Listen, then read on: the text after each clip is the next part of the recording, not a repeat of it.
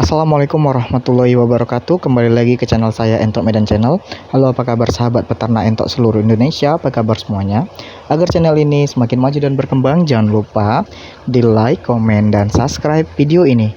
Oke kawan-kawan sekalian, kali ini channel Entok Medan akan membawakan judul tentang cara mencetak entok jenis lokal dengan kualitas entok jumbo. Oke kawan sekalian, simak video ini tanpa di skip-skip agar teman-teman sekalian tidak gagal paham dengan apa yang akan saya sampaikan ya.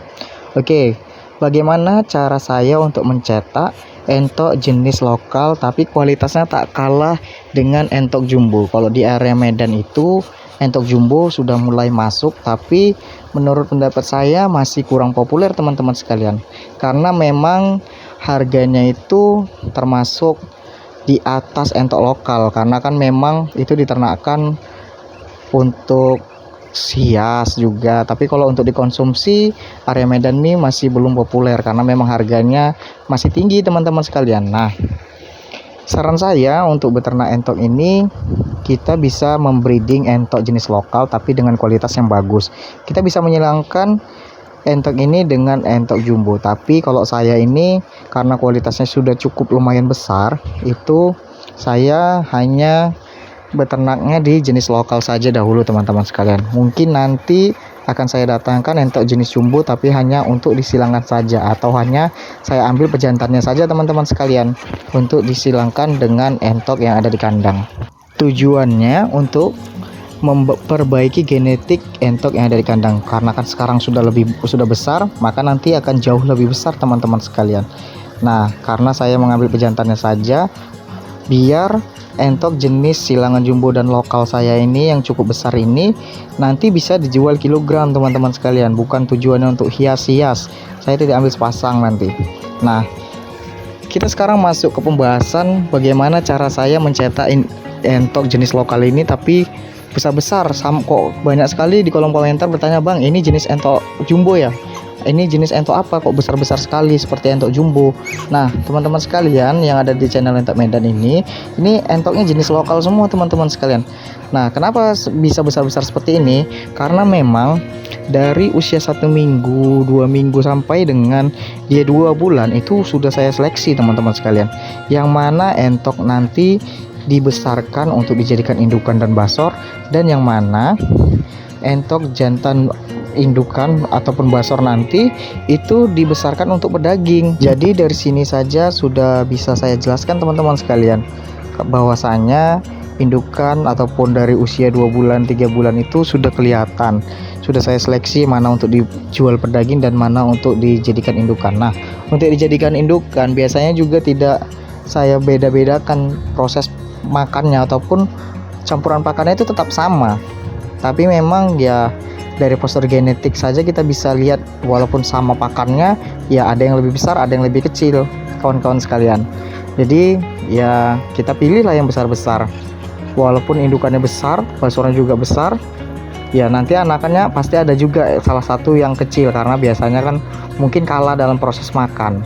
Nah, di sini saya seleksi terus-menerus sampai di usia 4 bulan sampai dengan 5 bulan. Kalau untuk betina biasanya usia 5 bulan itu sudah dipilih untuk jadi calon indukan. Dan juga kalau jantan itu hanya dipilih biasanya 5 sampai dengan 10 ekor saja teman-teman sekalian. Selebihnya dijual. Nah, pas dari saat saya jual juga basor yang untuk pedaging dan basor untuk di breeding atau menjadi calon pejantan di kandang teman-teman sekalian itu tetap saya periksa teman-teman sekalian, ataupun tetap saya seleksi. Saya pantau, saya lihat ini basornya kawin, birahi kawinnya bagus atau enggak, beranca atau tidak birahi kawinnya teman-teman sekalian. Dan yang kurang bagus saya jual untuk kilogram. Nah, pada saat sekarang bagi teman-teman sekalian yang sudah menelpon dari WhatsApp ataupun telepon biasa dan juga di kolom komentar, untuk indukan dan basor pada saat ini masih belum dijual teman-teman sekalian, karena memang untuk memenuhi pemesanan DOE anakan entok itu masih kurang teman-teman sekalian. Jadi memang sengaja diperbanyak indukannya untuk memenuhi pasaran tersebut, karena memang di area Medan permintaannya itu sangat tinggi. Nah, Untuk teman-teman sekalian, cara selanjutnya ialah kita sebelum mengawinkan basor kita dan indukan itu, atau kalau teman-teman sekalian bisa membeli di tempat lain. Nah, jangan di satu tempat teman-teman, karena perkawinan satu darah itu bisa membuat entoknya genetiknya jadi kecil. Itu menurut pendapat saya. Kalau kawan-kawan sekalian ada pendapat yang lain, silakan saja teman-teman sekalian. Kita kan sama saling sharing saja. Nah, menurut saya, jika teman-teman sekalian itu ingin memelihara, ambil di satu tempat pejantannya dulu. Tapi pun pejantannya kawan-kawan sekalian memang harus memilih yang besar, jumbo, dan juga birahi kawinnya bagus. Kawan-kawan sekalian bisa melakukan observasi ataupun pengamatan dahulu sebelum membeli. Nah, itu basornya besar, dari postur badan dipegang dulu teman-teman sekalian. Lalu dilepaskan, dia giras atau enggak, lasak atau enggak. Kalau lasak dia teman-teman sekalian itu bagus teman-teman sekalian. Nah, dari postur birahi kawinnya sudah bagus. Nah, masalah harga, yang namanya barang bagus, harganya juga harus kita tawar dengan harga bagus kawan-kawan sekalian. Jangan lupa, kalau kita menawar di harga biasa ataupun bilang saja dulu sama para penjualnya mau dijual berapa gitu teman-teman sekalian. Jangan kita kasih harga, takutnya kemurahan kawan-kawan sekalian. Nah, jadi kita tanya saja berapa harganya. Dia mau 200.000 kan tinggal, atau 300.000 kan kawan-kawan sekalian, tinggal tawar saja. Intinya pandai-pandailah dalam tawar menawar dalam proses jual beli ataupun pembelian.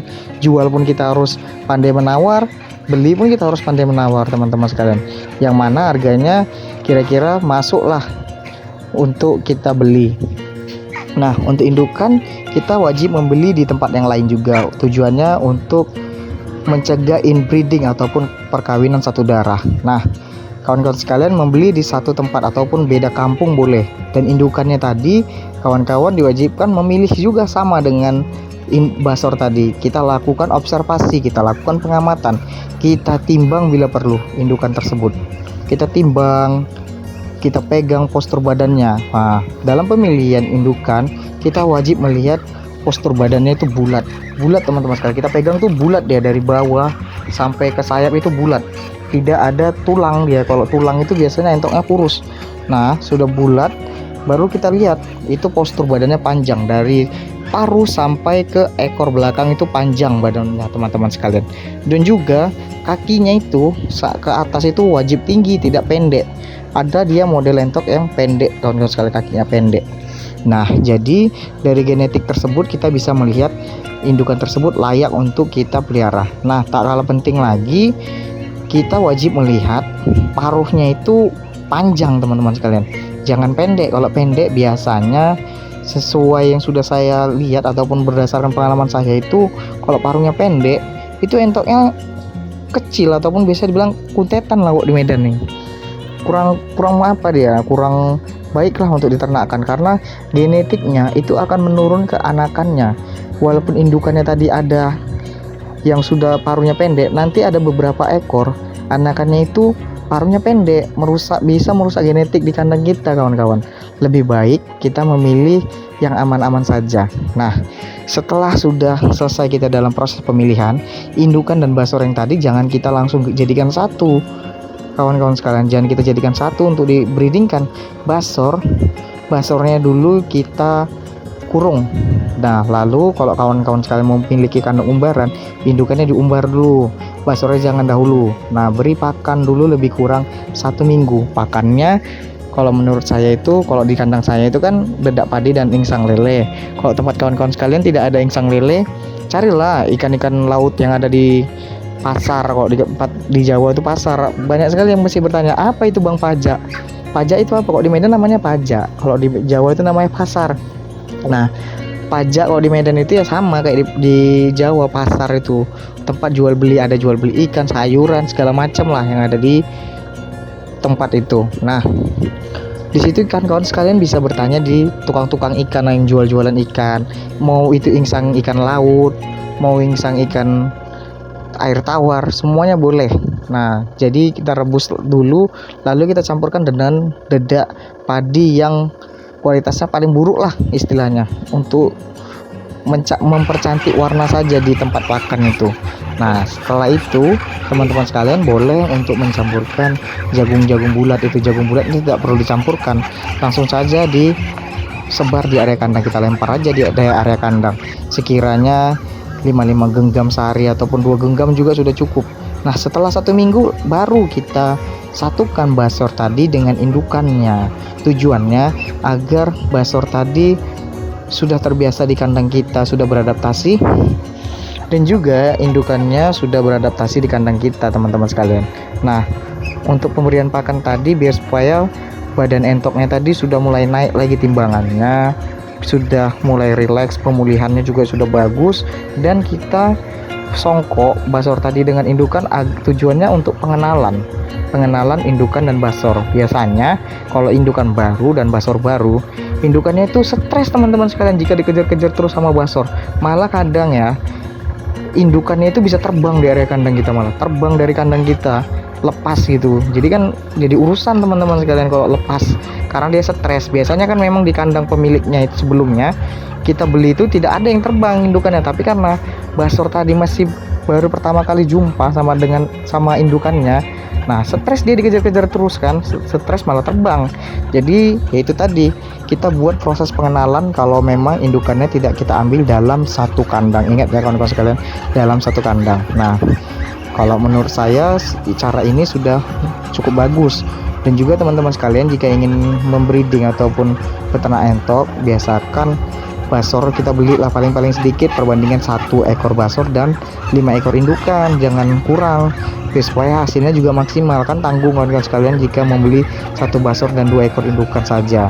Nah, 1 basor dengan 5 ekor indukan, 1 basor dengan 10 ekor indukan, itu sudah bagus, teman-teman sekalian. Untuk teman-teman sekalian pemula itu sudah cukup baik untuk dijalankan, karena memang beternak entok ini jangan tanggung-tanggung menurut saya, tapi juga jangan terlalu bernafsu. Kita harus memang benar-benar memiliki pengalaman dahulu ya. Makanya itu kita beternak entok secara kecil-kecilan dahulu, sambil belajar, sambil melakukan observasi beternak entok ini bagaimana. Kita sering-sering mengamati, nanti lama-lama kawan-kawan sekalian itu bisa pintar dalam beternak entok ini, mulai dari proses breeding, pembesaran. Nah, seperti ini nih breeding kawan-kawan sekalian, kita mengawinkan entok untuk menghasilkan anakan entok. Nah, ini seperti ini, entoknya mengeram. Ini sudah bagus, teman-teman sekalian. Nanti dari mulai teman-teman sekalian pembuatan kandang, pembuatan tempat bertelur, nanti saya ajarkan semua. Yang penting teman-teman sekalian itu konsisten aja dalam beternak entok. Nah, menurut saya cara mencetak entok lokal dengan kualitas jumbo ini sudah cukup dipahami ya teman-teman sekalian. Tak kalah jauh lah intinya, dalam proses pakan kita sudah benar dari karbohidrat dan protein, dan juga cara menjaga kesehatan entok tersebut, teman-teman sekalian. Jadi kalau di area Medan ini entok jumbo itu sudah masuk, tapi masih belum merajai. Yang masih merajai itu entok lokal, karena memang dipelihara juga bagus, anakannya juga gampang dijual, basornya gampang dijual, untuk pedaging bagus, untuk dikawinkan lagi, untuk diternakkan kembali juga pasarannya juga bagus. Entok jumbo juga bagus, harganya bagus, tapi biasanya di Medan ini entok itu masih untuk dikonsumsi, kawan-kawan sekalian. Kan sayang kalau entok jumbo yang besar itu kita konsumsi, harganya juga jumbo, entoknya jumbo, harganya juga jumbo. Tapi nanti bakal saya upgrade jika ada rezeki, saya beli pejantan jumbo, teman-teman sekalian. Oke, teman-teman sekalian, saya rasa paham dari penjelasan saya kali ini. Jangan lupa ya di like, komen, dan subscribe video ini.